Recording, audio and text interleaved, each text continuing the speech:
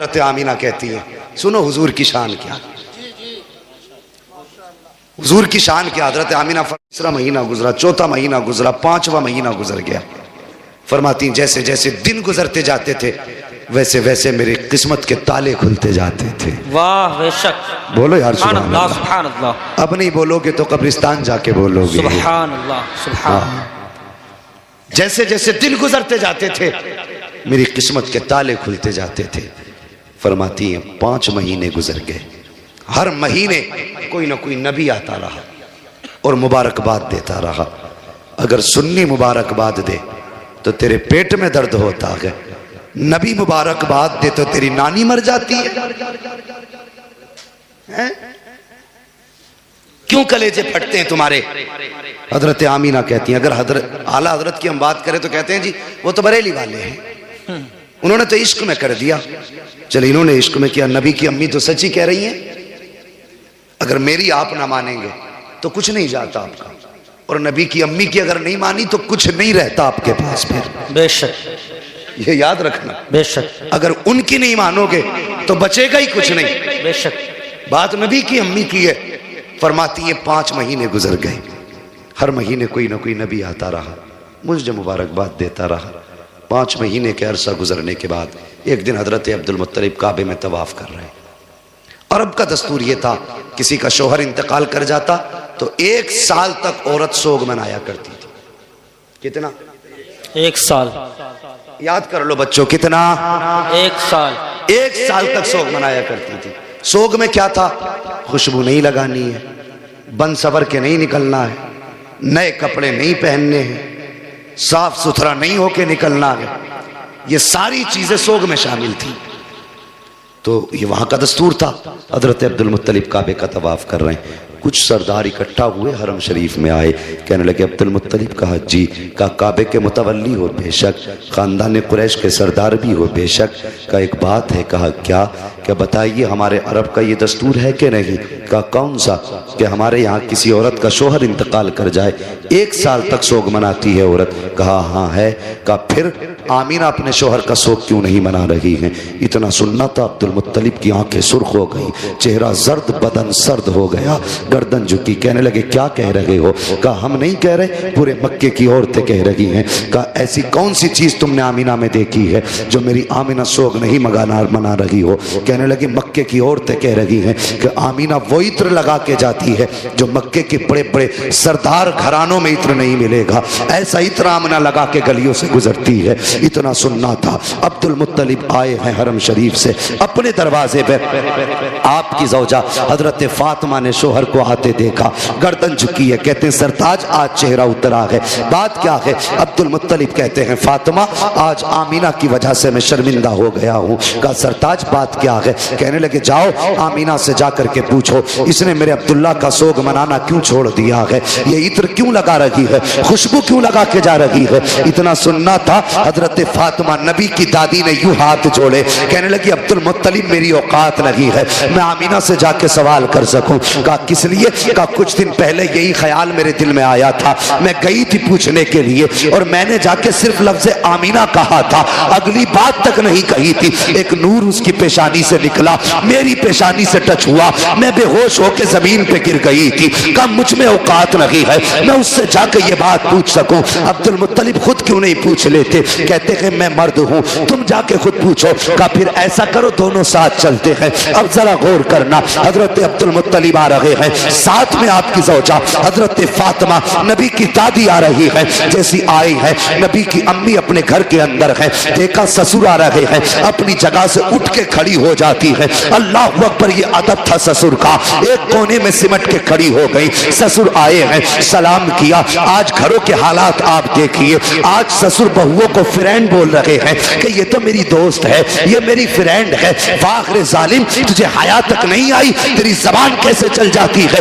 बेटी को फ्रेंड बोल रहा है, गले में हाथ डाल के दोस्ती का दावा कर रहा है। आओ बहुओं तुम भी हया सीखो, नबी की अम्मी से अदब सीखो। जैसी ससुर घर में आए हैं, उठ के खड़ी हो जाती है, सिमट के कोने में आ गई। बाबा आ गए हैं, जैसी आए हैं आने के बाद कहते हैं अब्दुल मुत्तलिब, फातिमा का जी का इस आमीना से पूछो इसने मेरे बेटे का सोग मनाना क्यों छोड़ दिया है। अल्लाह अकबर, पूछना तो चाहते थे लेकिन सहारा हजरत फातिमा का था बीच में। इतना सुना हजरत आमीना की चीख निकल जाती है, रो के कहती है अब्बा क्या कह रहे हो, क्या मैंने अब्दुल्ला का सोग मनाना छोड़ दिया है। कहते हाँ बेटी बता तो सही, क्या तुझे मेरे बेटे की जुदाई का दर्द नहीं है। इतना सुनना था, चीख निकली सैयदा आमीना की, रो के कहती है अब्बा आज तुमने मेरी दुखती रग पे हाथ रख दिया है, कौन समझ सकता है मेरे दर्द को। जब से अब्दुल्ला गए हैं मेरी जिंदगी उजड़ गई है, जब से अब्दुल्ला गए हैं मेरी खुशियां रूठ गई हैं, जब से अब्दुल्ला गए हैं मैंने खाना पेट भर के नहीं खाया है, जब से अब्दुल्ला से जुदाई हुई है चैन से सोई तक नहीं हूं। अल्लाह अकबर, ये आलम था। का बेटी अगर सोग मना रही हो तो बताओ खुशबू क्यों लगाती हो। इतना सुनना था, कहती बाबा एक राज था मेरे सीने में, एक दर्द था मेरे सीने में, मैं चाहती थी ये राज किसी से बयान ना करूं, ये राज किसी से ना बताऊं। का बेटी कौन सा राज। का अब्बा जी आज आपने पूछ लिया है, आपकी नाराजगी के डर से बताना पड़ रहा है। बाबा मैंने कोई खुशबू नहीं लगाई है, कोई इत्र नहीं लगाया है, आपके बेटे का सोग मनाना नहीं छोड़ा है। का बेटी अगर इत्र नहीं लगाया है तो तेरे बदन से ये खुशबू के झोंके क्यों आ रहे हैं। जिधर से तू गुजरती है वो औरतें तेरे तस्करे क्यों कर रही हैं। तब हज़रत आमीना ने कहा था अब्बा जी सच्चाई ये है कि मैंने इत्र नहीं लगाया है, खुशबू नहीं लगाई है, बल्कि जब से आपके बेटे अब्दुल्ला की अमानत मेरे शिकम में आई है, मैं जिन गलियों से गुजरती हूँ वो गलियां भी खुशबू से महक जाया कर।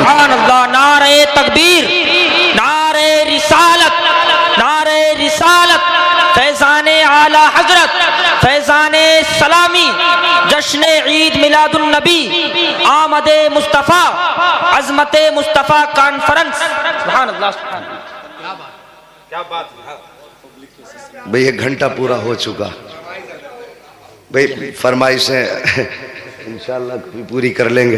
हुजूर का जिक्र ही ऐसा, इससे दिल कब भर सकता है।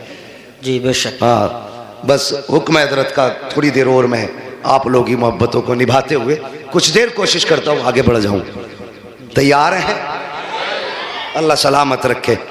उन्हीं लोगों ने हाथ उठाए जिन्होंने आगे बढ़ाने नहीं कहा था। सब लोग हाथ उठाएं जो चाहते हैं भी और सुनना, जो सुनना चाहते हैं माशाअल्लाह जरा कहते सब या रसूल अल्लाह, या रसूल अल्लाह। अल्लाह सलामत रखे। अब आमीन। गौर करें, जब इतनी बात कही हजरत अब्दुल्ला का कलेजा, हजरत अब्दुल मुत्तलिब का कलेजा ठंडा हुआ। कहने लगी बेटी अल्लाह ने मेरी दुआ कबूल कर ली है। कौन सी? का मैंने एक दिन काबे का गिलाफ पकड़ के दुआ मांगी थी, लगता है वही बरकतों वाला बच्चा आ रहा है। अल्लाह अकबर।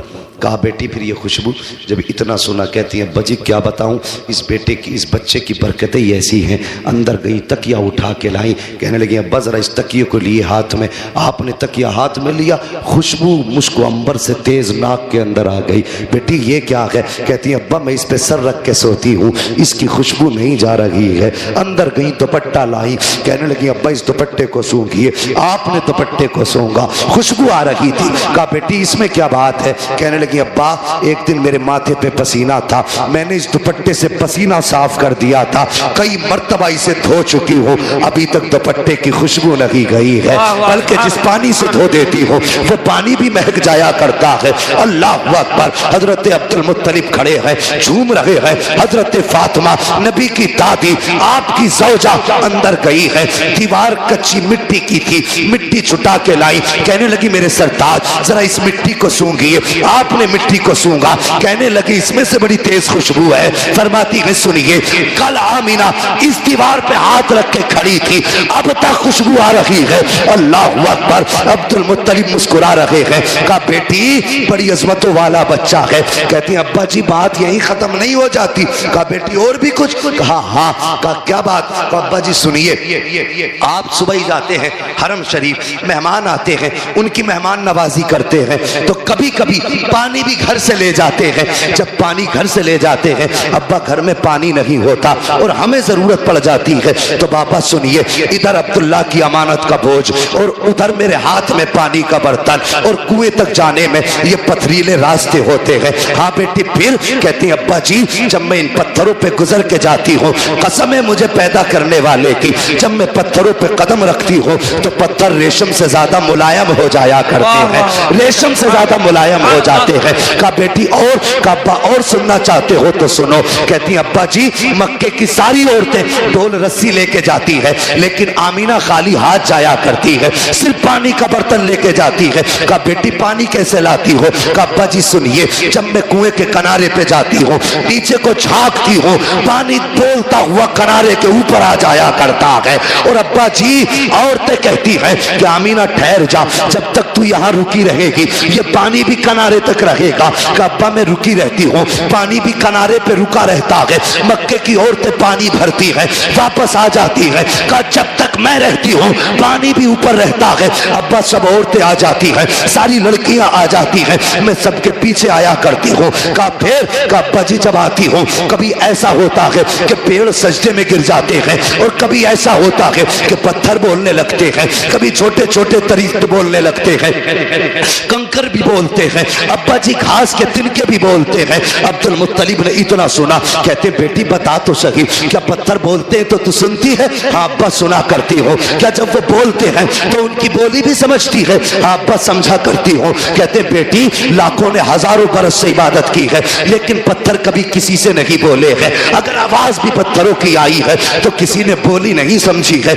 मगर बेटी बता तो सही, जब पत्थर तुझसे बोलते हैं तो क्या कहा करते हैं? अब कोई बरेलवी खामोश नहीं रहेगा, ये तेरे मेरे अकीदे की बात नबी की अम्मी ने की थी। कहा बेटी बता तो सही, जब पत्थर बोलते हैं तो क्या कहते हैं? नबी की अम्मी ने कहा था अब्बा जी जब मैं गुजर के जाती हूँ तो पत्थर बोलते हैं और कहा करते हैं अस्सलातु वस्सलामु अलैका या उम्म रसूलिल्लाह, ए नबी की माँ तुझ पर भी सलाम हो और तेरे आने वाले बेटे मोहम्मद पर भी सलाम। सुभान अल्लाह, सुभान अल्लाह।